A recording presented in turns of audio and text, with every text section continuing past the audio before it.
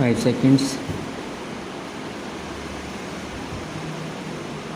All the honorable members have been supplied with copies of this declaration, and so I shall not read it over again. I shall merely point out very briefly some salient features of this declaration. It is a short and simple document in 4 paragraphs. The first paragraph, it will be noticed, deals with the present position in law. It refers to the British Commonwealth of Nations and to the fact that the people in this Commonwealth owe a common allegiance to the Crown. That in law is the present position. The next paragraph of this declaration states that the Government of India have informed the governments of the other Commonwealth countries that India is soon going to be a sovereign, independent republic, further that they desire to continue her full membership of the Commonwealth of Nations, accepting the King as a symbol of the free association.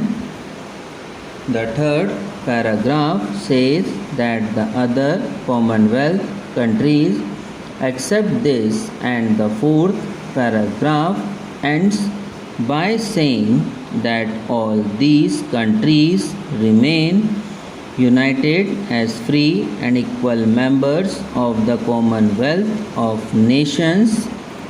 You will notice that while in the first paragraph this is referred to as the British Commonwealth of Nations, in the subsequent paragraph it is referred to only as the Commonwealth of Nations. Further, you will notice that while in the first paragraph there is the question of allegiance to the Crown area completely, there is a reference in connection with the Commonwealth to the King as the symbol of that association. Observe that the reference is to the King and not to the Crown. It is a small matter, but it has a certain significance. But the point is this, that in so far as the Republic of India is concerned, her constitution and her working are concerned, she has nothing to do with any external authority, and none of her subjects of any allegiance to the King or any other external authority. The Republic may agree to associate herself with certain other countries that happen to be monarchies or whatever they choose to be. This declaration, sovereign and owing no allegiance to the King as the other Commonwealth countries do owe, will be a full member of the Commonwealth. I am placing the declaration before this Honorable House for its approval. Beyond this approval, there is no question of any law being framed in accordance with it. There is no law behind the Commonwealth.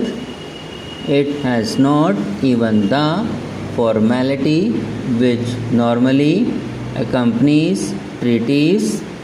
It is an agreement by free will to be terminated by free will. Therefore, there will be no further legislation or law if the House approves of this In this particular declaration, nothing very much is said about the position of the king except that he will be a symbol.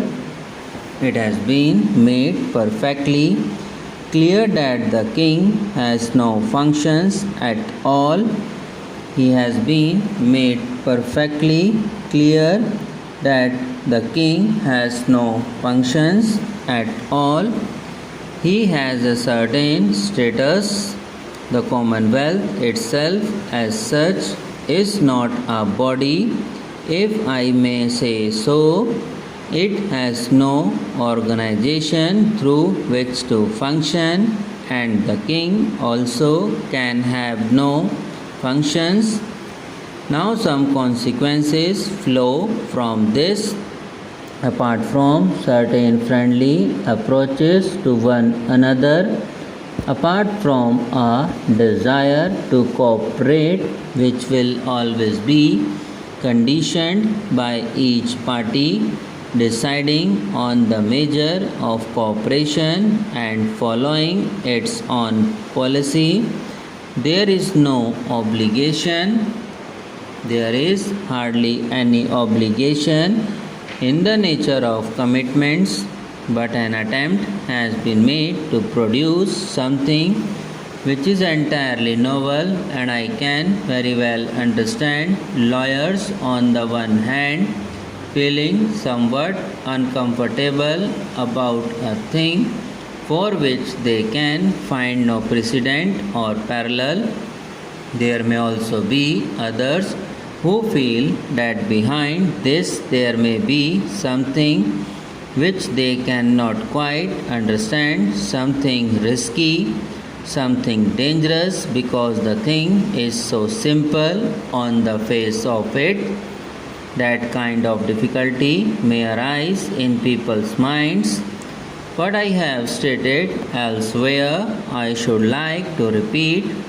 There is absolutely nothing behind this except what is placed before this house. I might clear up one or two matters which are not mentioned in his declaration. One of these, as I have said, is that the king has no functions at all.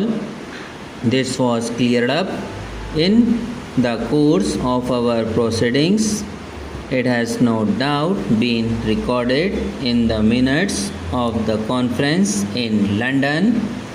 Another point was that one of the objects of this kind of Commonwealth Association is now to create a status which is something between being completely foreign and being of one nationality.